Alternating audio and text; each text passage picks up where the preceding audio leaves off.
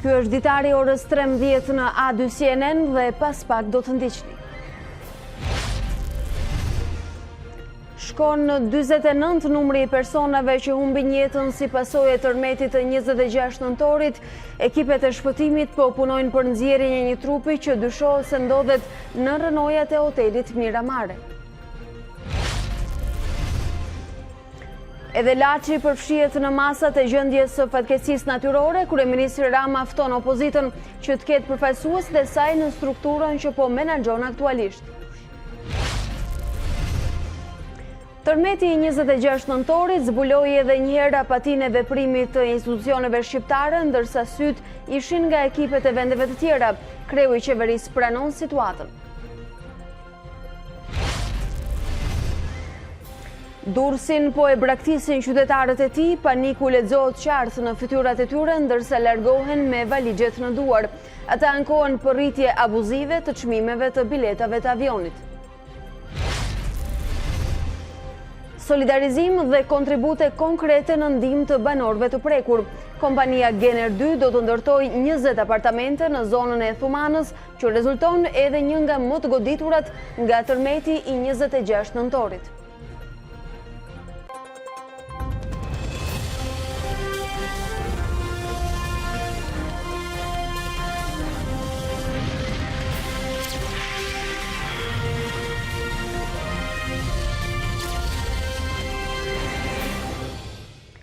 Bilanc tragjik si pasojë e tërmetit shkatrues të 26 nëntorit, 49 viktima dhe rreth 900 të lënduar janë të dhënat zyrtare të deritanishme.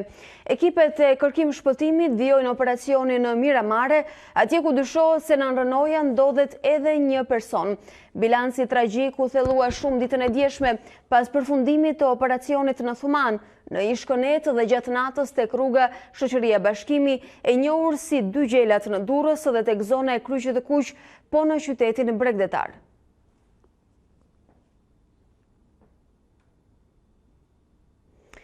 Në mbledhjen e qeverisë, kryeministri Rama bëri një bilanc paraprak të banesave dhe pallateve të dëmtuara nga tërmeti i 26 nëntorit. Në Durrës janë 720 banesa të dëmtuara, 12 të shkatruara, totalisht dhe 176 pallate të dëmtuara. Në Tiranë janë 15 banesa të shkatruara, 239 banesa të dëmtuara, 8 pallate jashtë funksionit, ndërsa 61 pallate të dëmtuara rënd. Kryeministri theksoi se ky bilanc kërkon të plotësohet në mënyrë që askush të mos mbetet jashtë përllogaritjeve dhe masave që do të merren. Ndërkohë në Tiranë janë 3480 persona pa shtëpi, 1000 janë të akomoduar në 5 qendra private, ndërsa të tjerët në çadra dhe tek të afërmit. Po ashtu në Durrës janë akomoduar 625, ndërsa në Elbasan 209 persona. I gjithë ky proces të kreu i qeverisë do të drejtohet nga Komiteti Kombëtar i Ndërtimit, ndërsa ndihma financiare deri më tani përllogaritet nga qeveria në afërsisht 5 milion euro. 1.5 milion dollar dhe ndihmat e mbledhura nga organizatat vullnetare shkojnë deri në 4.5 milion dollar. Kujdes nga mashtruesit dhe dhuroni në ill benja ishte apeli i përsëritur i kryeministrit Rama.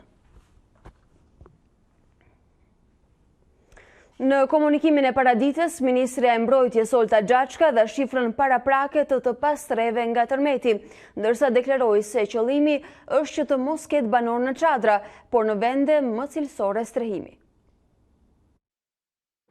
Në total, sipas vlerësimeve paraprake, në terren janë mbi 4000 banor që sot e kanë të pamundur të rikthehen banesat e tyre.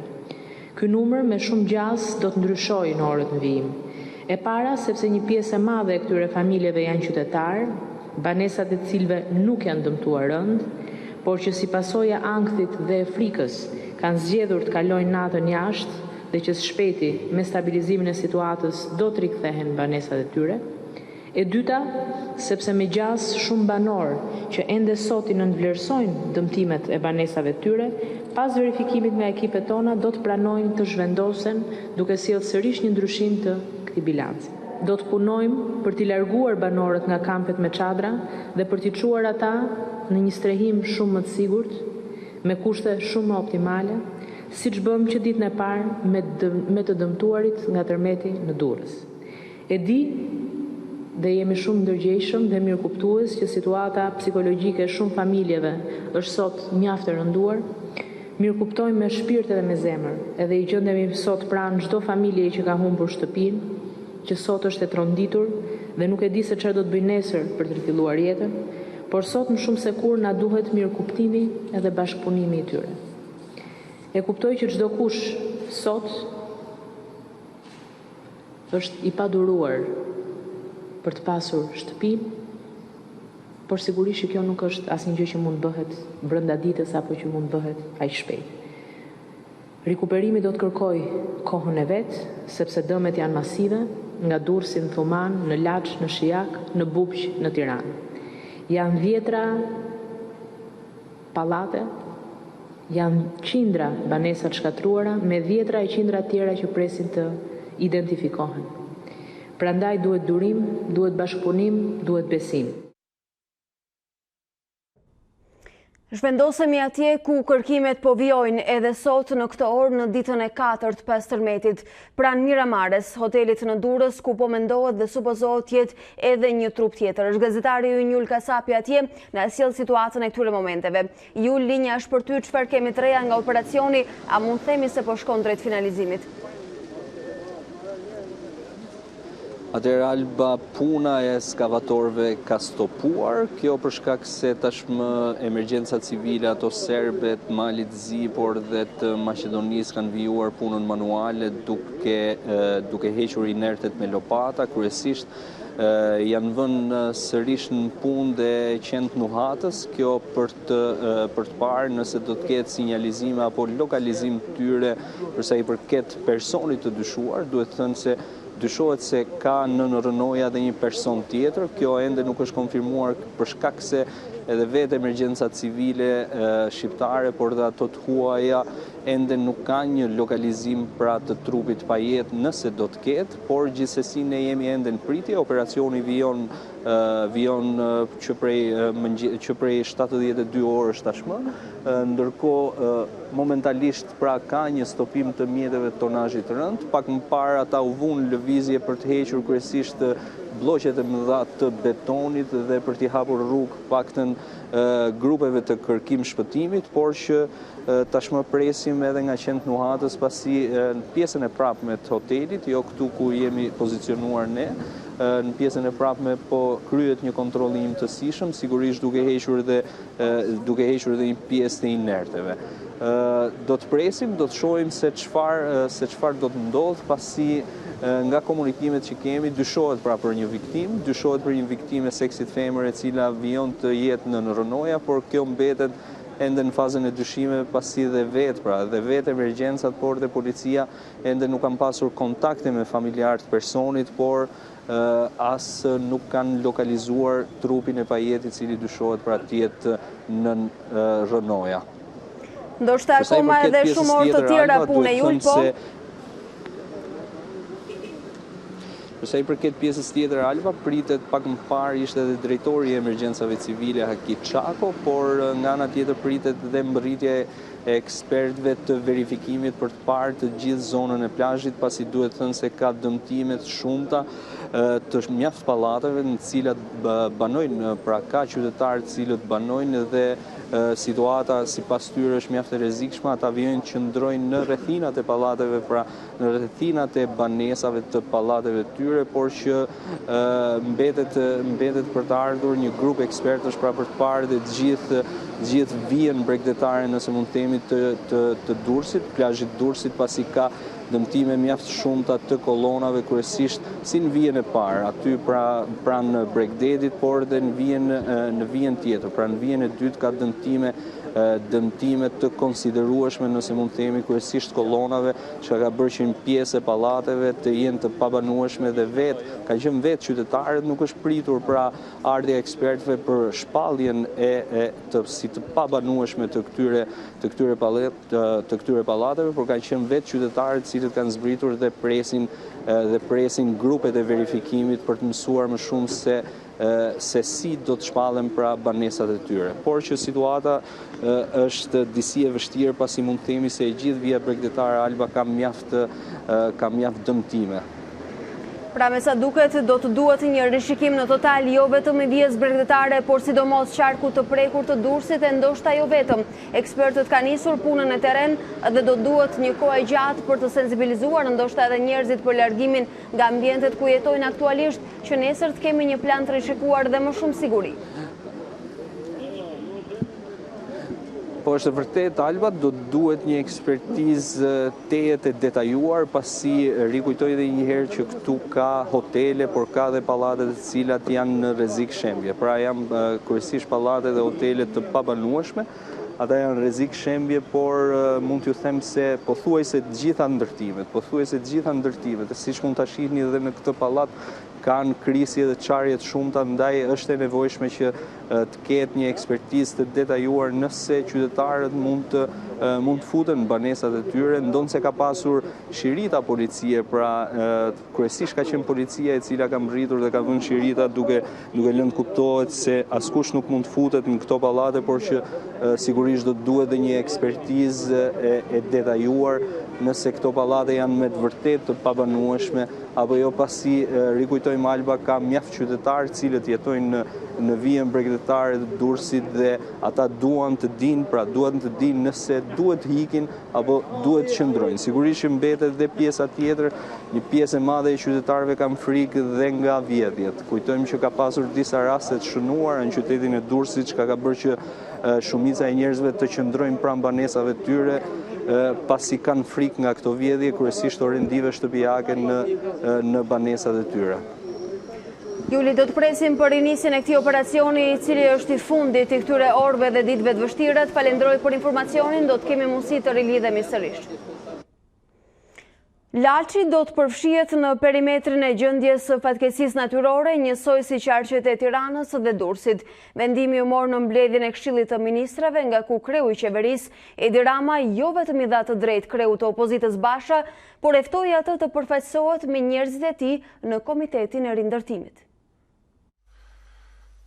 Qeveria vendosi të përfshihej edhe Laçi në perimetrin e gjendjes së fatkeqësisë natyrore, duke i dhënë të drejtë apelit të një dite më parë që kishte marrë nga Lulzim Basha. Duke mirëkuptuar plotësisht edhe opinionin e kryetarit të opozitës dje që Laçi përfshihet në këtë perimetër,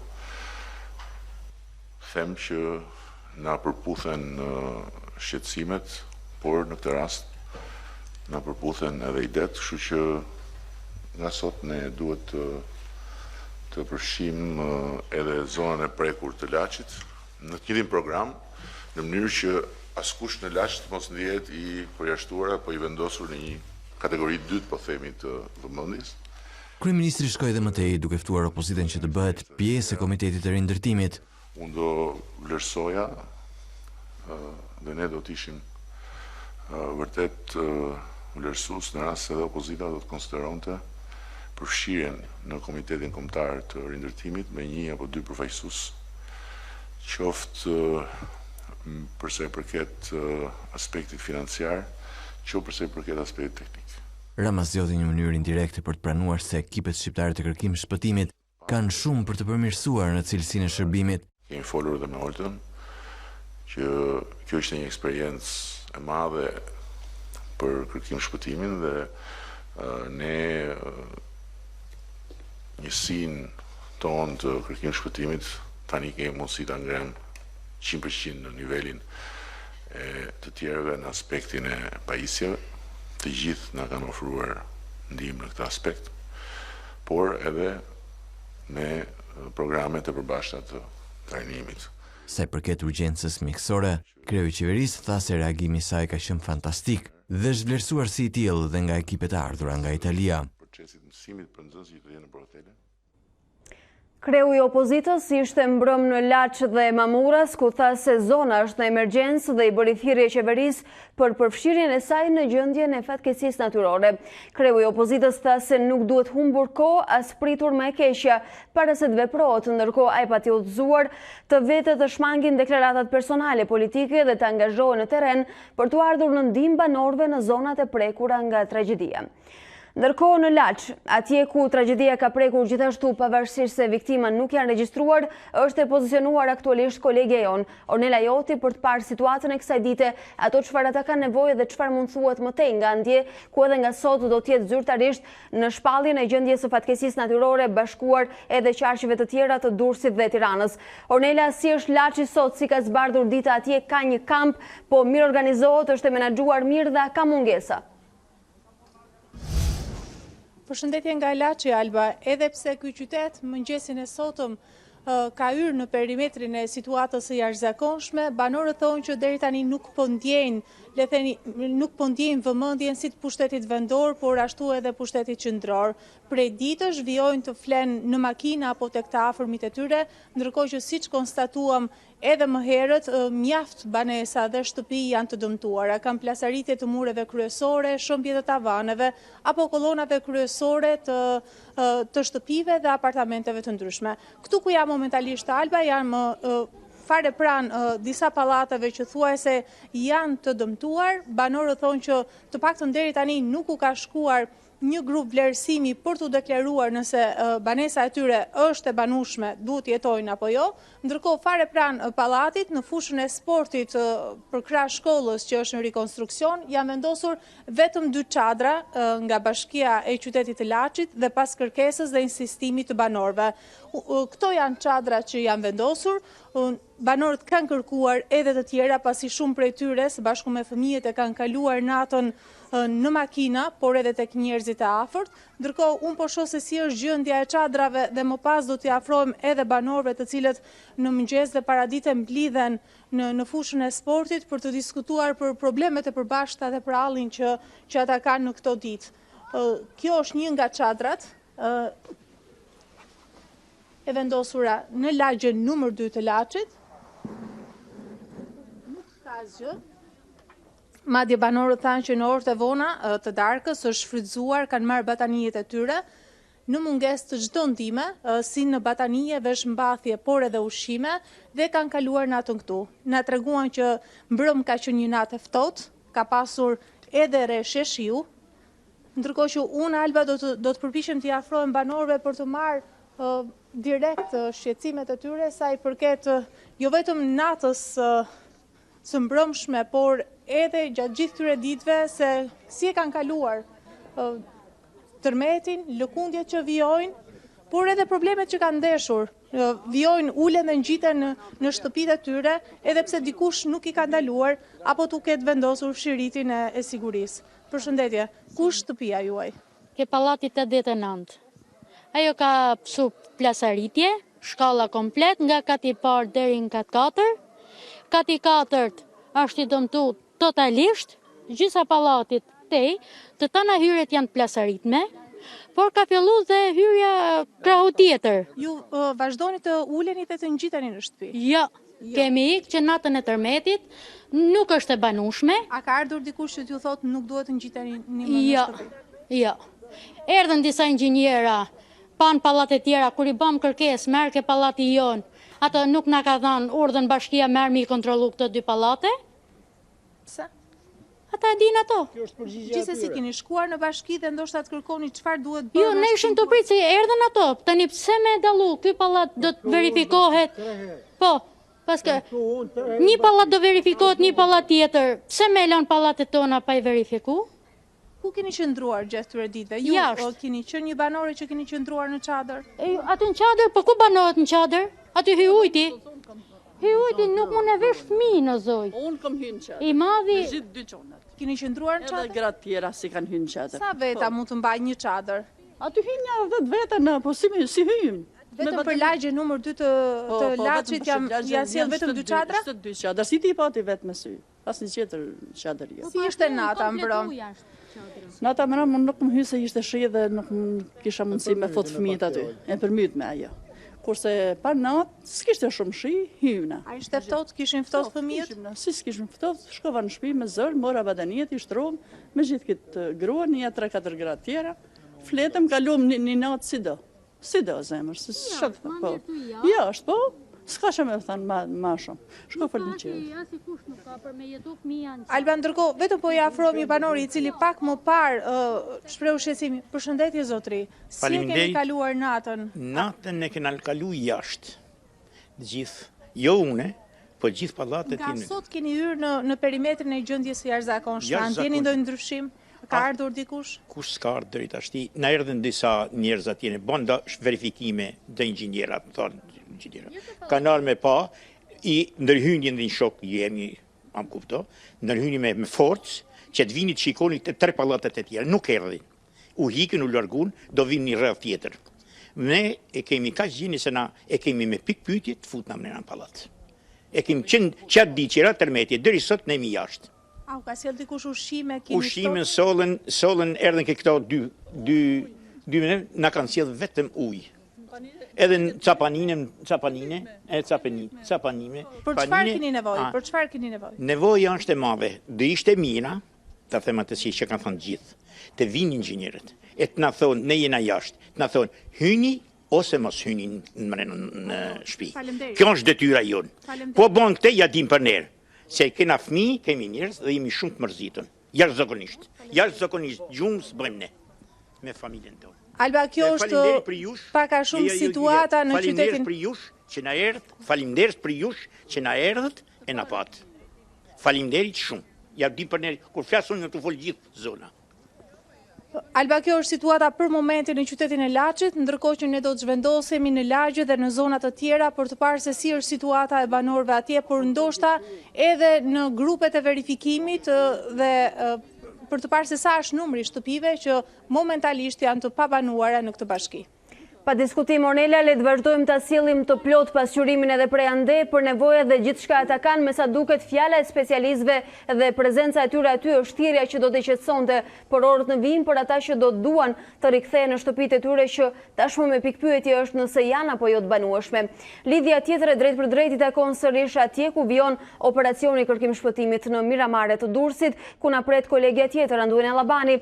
Anduena, linja është për ty, çfarë mund themi, është rikthyer trupa në kërkim apo është ende i pezulluar dhe çfarë po ndodh aktualisht në këtë zonë? Ajo që shikohet qartë, Alba, janë forcat serbe dhe malazeze, të cilat po vazhdojnë operacionin e kërkim shpëtimit me shpresën se do të gjejnë trupa mbas edhe të pajet brenda rënojave të Myanmarës këtu në zonën e plazhit. Në fakt, ajo për cilën ne jemi të interesuar është edhe arsyeja për cilën kemi ardhur, drejtori i emergjencave civile, Zotja Kiçako, çfarë po ndodh? Si po shkon situata dhe si po e monitoroni jo vetëm operacionin e kërkim shpëtimit, por edhe monitorimin edhe të gjithë situatës me ata që janë mbijetuar dhe janë strehuar tashmë? Atëre, sikur e thatë dhe duket qartë azi, këtu jemi në pikën e fundit të kërkim shpëtimit me disa njësi speciale nga partnerët tanë, nga Malizi, Italia dhe nga Serbia, cilë po vazhdojmë punën për kërkimin e një personi, pasi mendohet se në këto rënojat një ish hoteli mund të ndodhet një person, pavarësisht se nuk ka një identitet lidhur me këtë person. Gjithsesi, ata vazhdojnë procedurat e tyre standarde për të kërkuar me të njëjtin standard sikur personit mund të jetë gjallë. Gjithsesi, ne i kemi vënë në dispozicion që të gjitha kapacitetet dhe mundësitë tona dhe me forca dhe me mjetet të tjera dhe suportet, ashtu si shumë grupe të tjera që kontribuan me ekspertizën e tyre, me shumë profesionalizëm. Përfitoj nga rasti të falenderoj që të gjitha vendet partnere që morën pjesë në këtë operacion, të fazës së parë më të rëndësishmes, që lidhet me jetën e shpëtimit të njerëzve, pasi janë nxirë rreth 46 persona në total nga të gjallë nga rënojat, por sikur se dihet janë 48 persona të cilët janë të identifikuar që janë deklaruar me emra të kanë humbur jetën.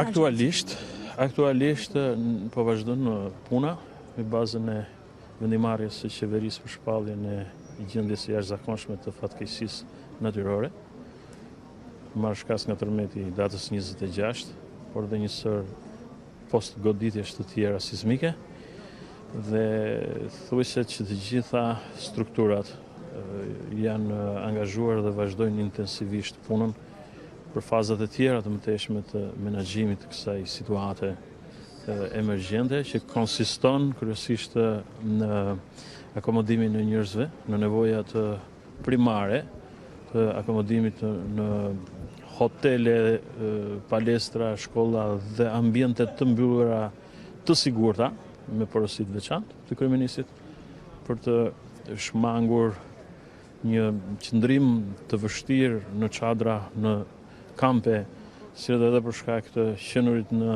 stinën e dimrit vështirësojnë jashtë masit. A sa kemi ne kapacitete për ta mbajtur këtë situatë, një muaj, një javë, 2 javë, mundemi ta përballojmë këtë situatë për kohë të gjatë? Vendimarrja përkon në bazë të ligjit me një situatë prej 30 ditësh të shpalljes së gjendjes së zakonshme. Jo më shumë se 30 ditë, pasi ligji ka të përcaktuar qartë. Po janë duke u shfrytzuar të gjitha kapacitetet e mundshme, që të gjitha hapësirat.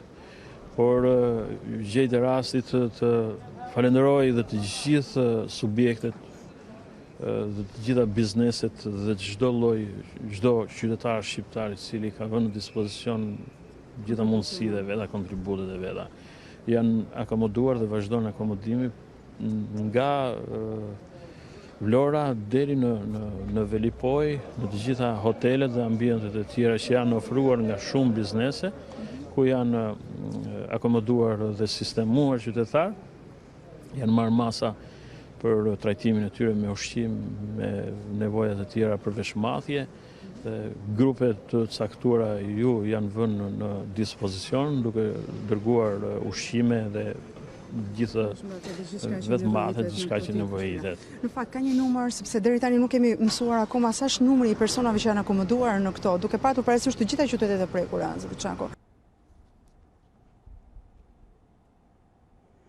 Do të rikthejmë Andoenën pak në komunikim të drejt për drejt për të na sjellë edhe pjesën e mbetur të prononcimit të zotit Çako, i cili në fakt ka një barë të rëndë përgjegjësie në këto 30 ditë minimalisht, por edhe post kësaj gjendje së emergjencës, kur do të ketë punë për të bërë edhe në kuadër të emergjencave civile, por edhe Ministrisë së Mbrojtjes, e cila nuk e dim sa e përgatitur do të jetë për të përballuar fluksin dhe përgjegjësitë të cilat tashmë janë pothuajse krejtësisht të sajat.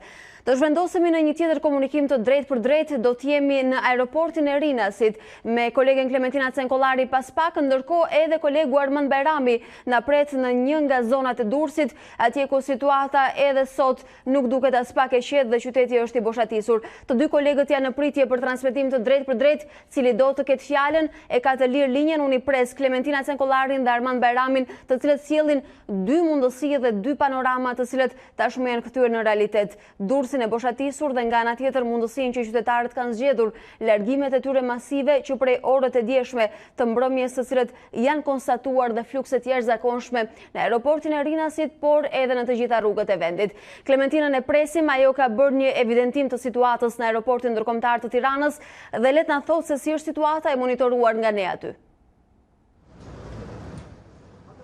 Klementina, na dëgjon besoj? Po Alba, përshëndetje. Ndodhem Po Alba, ju dëgjoj, nuk e di nëse më dëgjoni ju mua. Krejtësisht në rregull dhe e lirë për të raportuar, ndodhesh në Rinar, si është situata në këto orë aty? Po Alba, unë ndodhem prej disa minutash, duhet thënë, këtu në aeroportin ndërkombëtar të Rinasit. Donim të dinim në fakt sa janë friksuar shqiptarët dhe nëse kanë vendosur të rezistojnë lëkundjeve të tërmetit, apo të largohen drejt afërme të tyre, apo për të marrë një moment pushimi në një nga vendet fqinje dhe qoftet më larg. Sipas komunikimeve që unë kam pasur, nuk janë të paktë ata shqiptarë që kanë vendosur të marrin valixhe dhe të largohen për pak ditë tek të afërmit e tyre jashtë vendit, në një përpjekje për të marrë pak frym nga lëkundjet e tërmetit dhe frika dhe ankthi që ka shkaktuar tërmeti i rënd ditëve të fundit në vendin tonë. Shumë prej tyre po shkojnë drejt afërmeve të cilët jetojnë dhe punojnë jashtë vendit, shkojnë tek prindrit, shkojnë tek motrat, tek vllai, si një përgjigje ndaj frikës së tyre dhe pasigurisë që po i shoqëron në këtë orë të fundit. Kam takuar gjithashtu edhe qytetarë nga Durrësi, të cilët nuk kanë pasur dëmtime thelbësore në shtëpitë e tyre, por prapë ndjehen të pasigurt dhe kanë vendosur të shkojnë tek të afërmit e tyre. Kam takuar një zonjë nga Durrësi e cila shkonte në Itali për takuar atje të vllajën. Por po aq kanë parë edhe shqiptarë të cilët kanë familjet e tyre këtu akoma në Shqipëri dhe kanë ardhur në një vizitë të paplanifikuar për t'u gjendur pranë, për t'i inkurajuar, për t'i dhënë mbështetje, për t'i larguar frikën. Shumë shqiptarë që jetojnë në Itali dhe gjithashtu edhe në Angli. Kam takuar edhe njerëz të cilët janë gjendur rastësisht këtu në Shqipëri, janë gjendur për punë dhe kanë vendosur të kthehen për shkak se janë të pasigurt, janë kthyer dhe ndoshta do qëndrojnë në Tiranë pas disa ditësh, më thoshte një qytetar holandez, pasi të ketë kaluar ky ankth dhe kjo frika e rikthimit të tërmeteve, do kthehen përsëri, tha ai. Ndërkohë vetëm pak minuta përpara se të hynim në këtë transmetim live, Alba, unë kam pasur mundësi të takoj një shqiptar që jetonte në Zvicër prej më shumë se sa 20 vitesh. Më bëri përshtypje sepse ai kishte ardhur me shumë çanta dhe pyeta nga po kthehesh. Më tha që asnjëra prej këtyre valizheve nuk është e imja. Janë ndihma që kanë mbledhur shqiptarë të cilët jetojnë në Zvicër, por edhe qytetarë të Zvicrës atje, të cilët janë solidarizuar dhe ai nga këtu po shkonte drejt edhe në Thuman për dhënë në vetë të parë ndihmat. Dhe mesazhi i tij ishte për të qenë bashkë dhe për të qenë solidar jo vetëm në ditë vështira. Një solidaritet i treguar dhe provuar më së miri nga e gjithë diaspora, e cila po gjen të gjitha kanalet për të qëndruar pranë njerëzve, familjarëve të tyre, por jo vetëm. Klementina, unë të falenderoj për këtë monitorim të bërë edhe nga aeroporti. Faleminderit që ishe me ne. Ndërkohë në stadiumin e Durrësit është aktualisht presidenti Meta dhe njëkohësisht kryeministri në detyrë i Kosovës, zoti Ramush Haradinaj, të cilët besojmë do të kenë fjalën atje, duke parë dhe vizituar edhe nga afër situatën e krijuar pas tërmetit dhe lëkundive të tokës që Durrësin duket se kanë lënë më bosh se asnjëherë. Ndjekim. Në fazën e dytë kemi rënë dakord që t'i bashkohen grupeve tona të vlerësimit si një nga momentet më të rëndësishëm të periudhës post tërmetit. Ju faleminderit shumë. Keni bërë një bilanc se sa është numri të prekurve deri më tani që kanë ngel të pas tërmetit? Po bëhet, është në proces të përkemi dhe ministrja përgjithëse do dalin në konferencë përshtypja ashtu siç del për ditë për treguar. Ju faleminderit. Ju faleminderit. Me ndihmave zoti Çuçi apo menaxhor si thuhet? Ndërkohë ne rikthehemi edhe një herë komunikimit me kolegen tonë Anduin Allabani, e cila vijon ta ketë në intervistë sipër zotin Çako, e ndjekim për përgjigjet e tij. Strukturat e ndërhyrjes të kërkimit dhe të shpëtimit të homologëve tani janë. Do të thotë që tërmeti i 26 shtatorit nëntorit, na gjeti pa përgatitur, ndërkohë që qeverishtja duke përgatitur dhe kishte alokuar fondin për rregullimin dhe sistemimin e gjitha banesave të dëmtuara nga 21 shtatorit, zoti Çako? Nuk mund të thuash që na gjetit pa përgatitur. Na gjetit të përgatitur, por askush nuk besoj se do ta parashikonte që menjëherë pas një tërmeti të tillë dhe një pauzë, një qetësie mund të ndodhë. Aktualisht nga emergjenca civile në atë periudhë. Natyra mund të bëj gjithçka, por gjithsesi e rëndësishme është që reagimi, e rëndësishme është angazhimi i njerëzve për dispozicioni dhe rehabilitimi i njerëzve. Gjithsej njerëz të sistemuar në përkampe janë, mund të themi një shifër të përafërt? Tash shifra është operative, por rreth 4500 veta. 4500 veta janë tashmë të sistemuar dhe për rreth 30 ditë ato mund të mbahen nga emergjenca civile në gjendje deri diku të... Kjo do të jetë në varësi të situatës. Në varësi të situatës mund të krijohen edhe mundësi të tjera, domethënë për të sistemuar. Gjithsesi po angazhojmë që gjitha hapësirat, po shfrytëzojmë që gjitha hapësirat dhe mundësitë për të qenë pranë gjithë qytetarët. Ka diçka pa thënë nga gjithë kjo gjë, zoti Çako, nga gjithë situata e krijuar dhe post operative, do të thoya, ajo që ju keni hasur çdo ditë në pikërisht në uljen e atij presioni dhe amullie që ju thatë që është krijuar nga njerëz të cilët kërkojnë të pashpresë, jo vetëm jetën, por edhe rikthimin në banesat e tyre. Ka njerëz të cilët e mohojnë një gjë të tillë të rikthehen sërish në banesat e tyre, jeni hasur në të tilla presione dhe... Thash se kjo është e lidhur ngushtësisht me një ekspertizë të qartë dhe të saktë. Ne kemi kërkuar ndërhyrje, kemi kërkuar mbështetje dhe ekspertizë edhe nga inxhinierë nga të gjitha vendet partnere. Ata kanë ofruar dhe vazhdojnë të sjellin, sepse kërkojnë një nivel ekspertize më të lartë për çështjen inxhinierike të objekteve, të godinave. Sigurisht që në ato godina që nuk janë të banueshme, ne do të vendoset kryqi i kuq në kuptimin e shenjës për të mos lejuar banimin e tyre, pastaj pjesa tjetër do të vazhdojë të rehabilitohet. A është konkluduar që sa është numri i banesave të pabanuara deri tani? Mund të kemi një shifër? Nuk kemi dot një shifër në këtë moment, pasi është një proces. Thash, pranë në prefekturës së Durrësit kryesisht është ngritur shtabi me ministër fuqiplot zotin Çuçi dhe në gjitha bashkitë janë përcaktuar zëvendës ministrat që janë drejtuesit e drejt për drejt të shtabeve të emergjencave dhe të menaxhimit të gjitha drejtimeve kryesore. Dhe cili do të jetë hapi i parë që do të hidhet mbas mbylljes së operacioneve kërkim shpëtimit nga emergjenca civile? Cila do të jetë puna? Vazhdimi i trajtimit dhe i sigurimit të qytetarëve, atje ku do të jenë, trajtimit të tyre dhe sigurisht menjëherë fillimi i eliminimit të rënojave apo të banesave, shëmbja e banesave të cilat janë të pabanueshme, për të shmangur në një rrezik për qytetarët, ose edhe një tendencë për të hyrë në to, dhe më pas rindërtimit tyre. Një apel për gjithë qytetarët e Durrësit, edhe qoftë edhe ato qytete të cilat janë prekur nga tërmeti, të cilët deri diku e kanë abandonuar vendlindjen. A keni, zoti Çako? Apelimi është ky se konstatojmë me keqardhje që edhe për shkak të papërgjegjshmërisë së një kategori personave o njerëzve kanë hapur panik të konsiderueshëm, edhe njerëzit janë zhvendosur. Qyteti është i banueshëm, nuk mund të konsiderohet i pabanueshëm, s'ka sesi. Durrësi ka kapacitete të jashtëzakonshme, ashtu sikurse ka dhe objekte, pallate, banesa, të cilat janë të padëmtuar, shumica dërmuese janë të padëmtuara dhe janë të banueshme. Gradualisht besoj që qytetarët e Durrësit dhe të Krujës apo të Kurbinit dhe të gjithë zonave të prekura do të fillojnë jetën normale dhe ne i bëjmë thirrje atyre të na mirë kuptojnë, pasi kapacitetet e një shteti janë të lidhura ngushtësisht edhe me kapacitetet dhe energjitë e qytetarëve të vetë. Me banesat që janë krisur dhe deri diku do të shpallen pabanueshme, çfarë do të ndodhë? Do të prishen, do të rindërtohen, do të rikonstruktohen? Thash, kjo është një gjuhë që i përket specialistëve, hap pas hapi me komisionet përkatëse. Unë të mbarë të faleminderit. Faleminderit.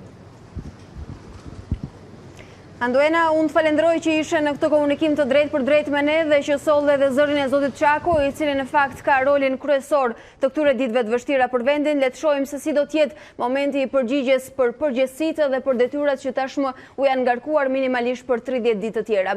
Faleminderit ty. Ndërkohë do të rikthehemi edhe një herë fjalës së presidentit të Republikës zotit Meta dhe kryeministrit të Kosovës në detyrë zotit Haradinaj, të cilët pak më parë morën fjalën para njerëzve dhe mediave në Durrës.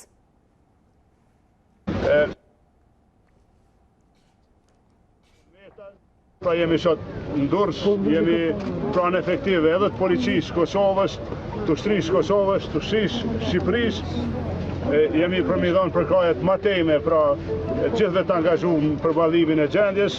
Ne bashkëndijemi me familjet, bashkëndijemi për viktimat, bashkëndijemi me gjitha ato vështirësi që i ka Shqipëria, bashkombësit tonë, do të vazhdojmë me qenë bashkë. President, faleminderit po ashtu për kohën e juaj. Edhe unë do doja të falenderoja përsëri për të disatën herë shtetin e Kosovës, popullin e Kosovës, gjithë institucionet, qeverinë e Kosovës, kryeministrin Haradinaj, gjithashtu ministrat zënës kryeministrin Hoxha, ministrin Tahiri, ministrin Berisha dhe gjithë përfaqësuesit e tjerë, në mënyrë të veçantë forcat e sigurisë Kosovës dhe të policisë Kosovës, që kanë shkëlqyer me reagimin e menjëhershëm që në orët e para të përballimit të kësaj tragjedie dhe vazhdojnë të bëjnë më të mirën për krah forcave tona edhe në ndihmë të qytetarëve tanë që kanë vajtur këto pasoja të tmerrshme. Ky solidaritet e ka bërë më të lehtë përballimin e këtyre pasojave të kësaj dhimbje dhe njëherë zoti kryeministër duhet jeni krenar për forcat e sigurisë Kosovës, për policinë e Kosovës, sepse jam i sigurt që çdo vend i NATO-s do të ishte krenar për më të mirën që ata kanë shfaqur gjatë këtyre 3 ditëve dhe netëve, pa ndalim, pa u lodhur, dhe për këtë ju dëgjoni dhe vetë reagimin e vetë qytetarëve tanë, të cilët shprehin mirënjohjen më të thellë, më të përzemërt të parë popullit tonë për këtë solidaritet vëllazëror. Faleminderit, President. Faleminderit shumë.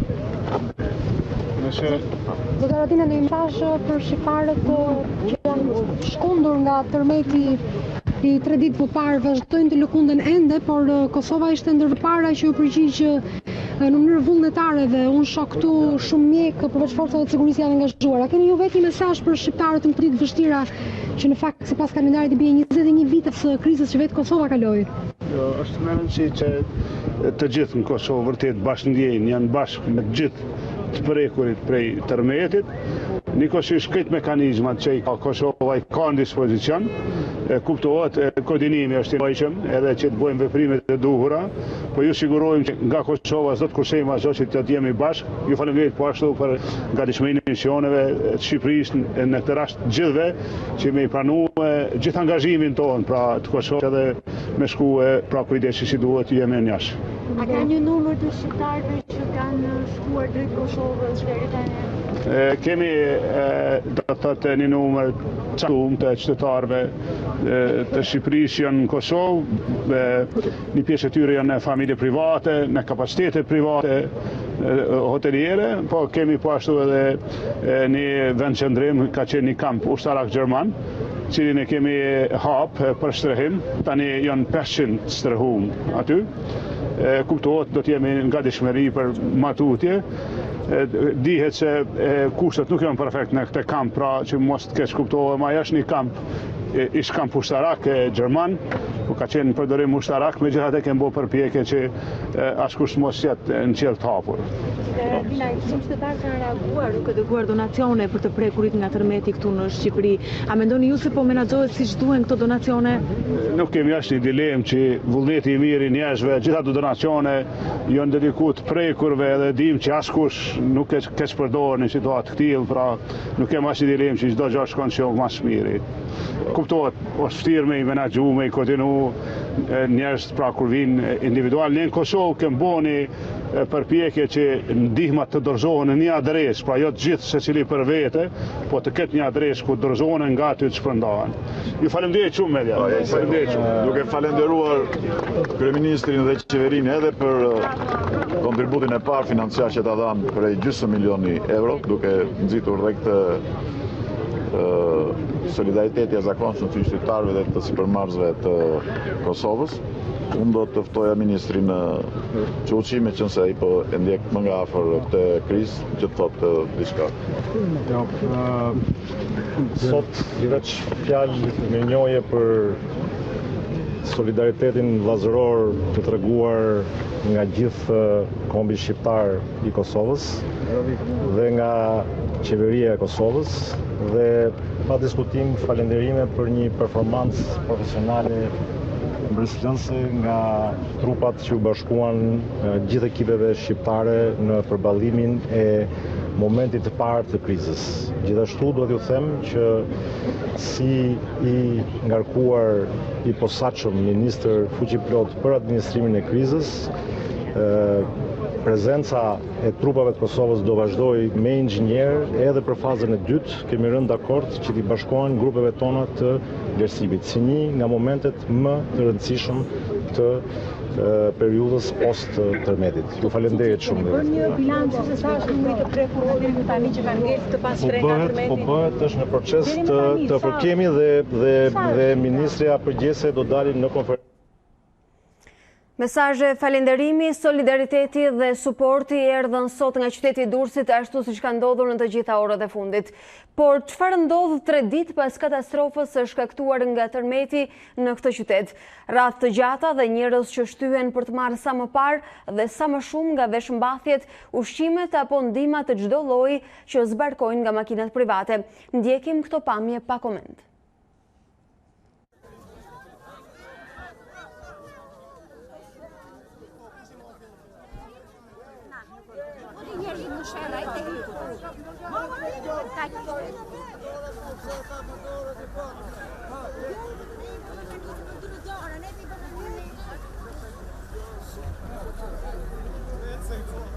Als ik al een keer heb, botanier. Oh, maar nu weer het bot zo. Dat mensen gaan keer botanier. Wat gaat er? Je gaat er rietje. Rietje me van.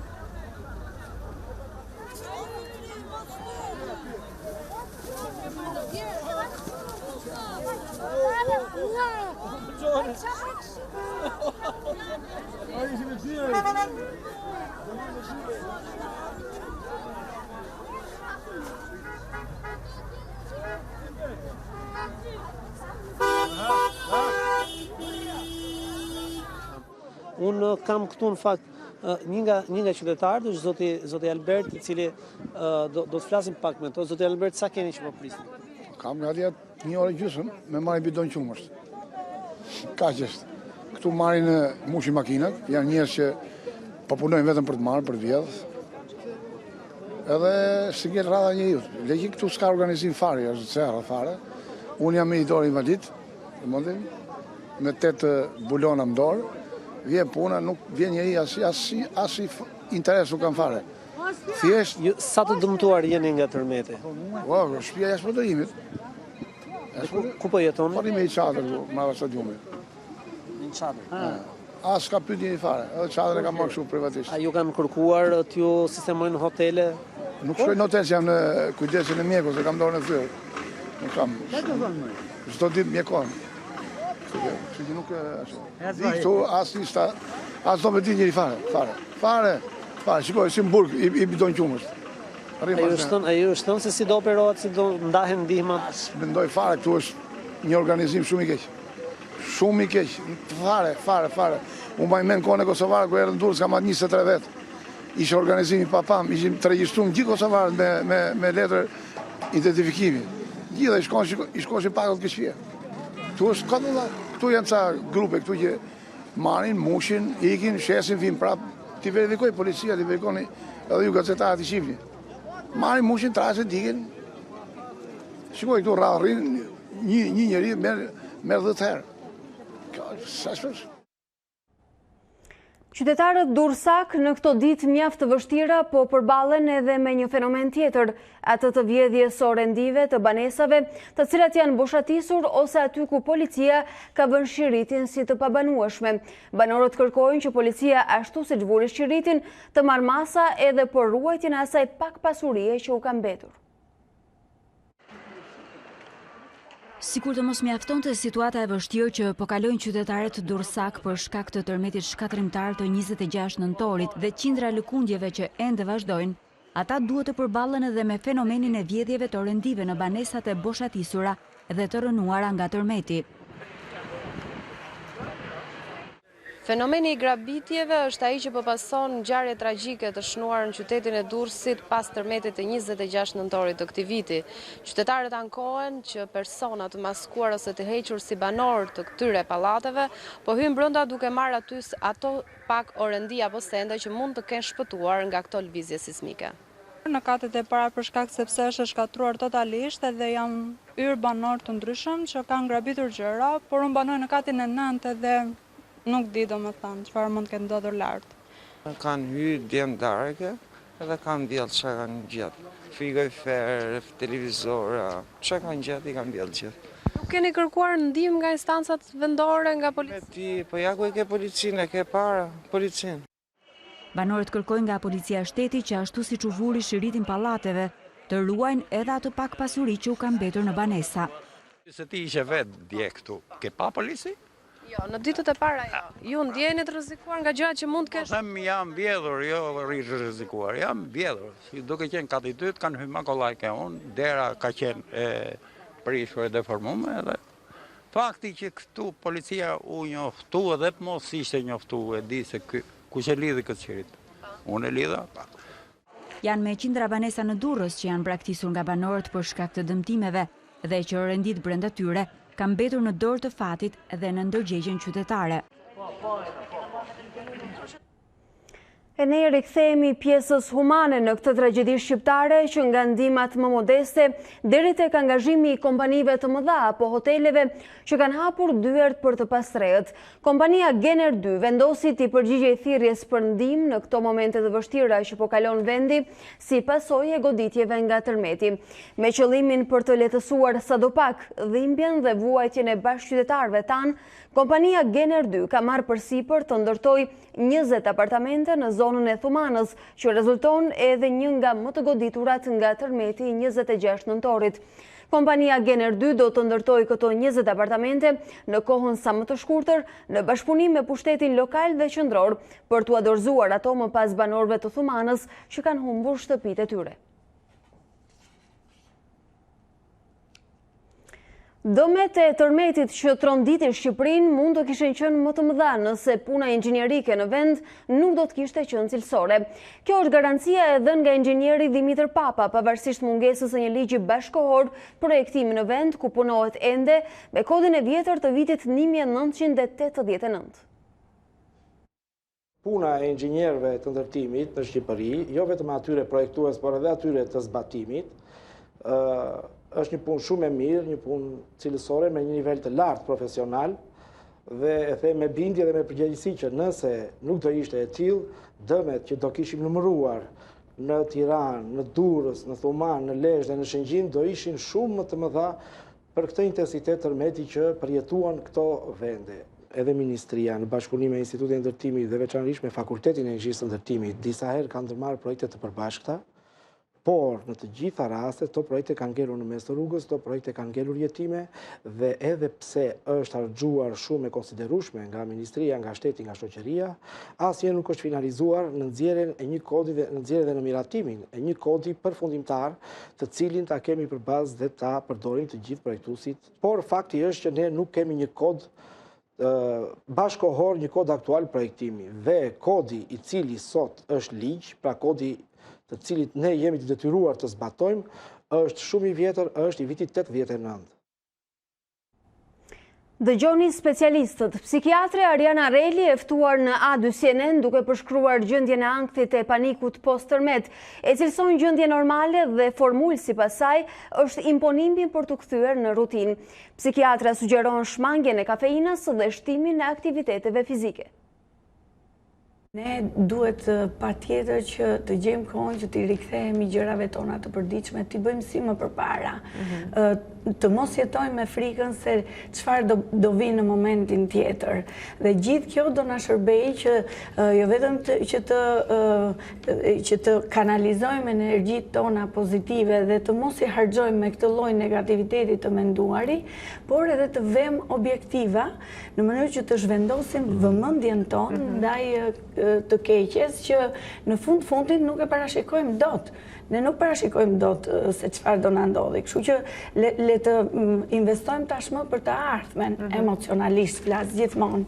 Pjesa tjetër është që sigurisht duhet të ushqehemi shëndetshëm, sa më pak produkte me kafeinë, sepse tashmë ajo është eksitante e sistemit nervor dhe nuk na favorizon. Aktiviteti fizik është i domosdoshëm, sepse duhet të shkarkojmë impulset tona negative nëpërmjet adrenalinës që i ka tejkaluar tashmë limitet e saj. Të nderuar shikues, kjo ishte e gjitha e përgatitur për këtë orë informative. Unë ju falenderoj që qëndruat me ne. Bashkëndajemi këtu për sot, ju qëndroni me programet dhe informacionet tona.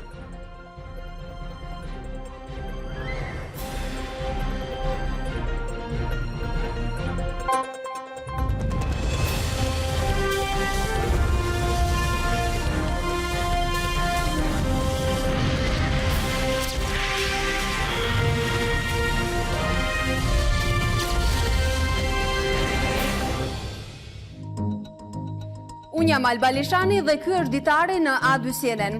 Për të parë të gjitha videot e Ditarit, klikoni subscribe.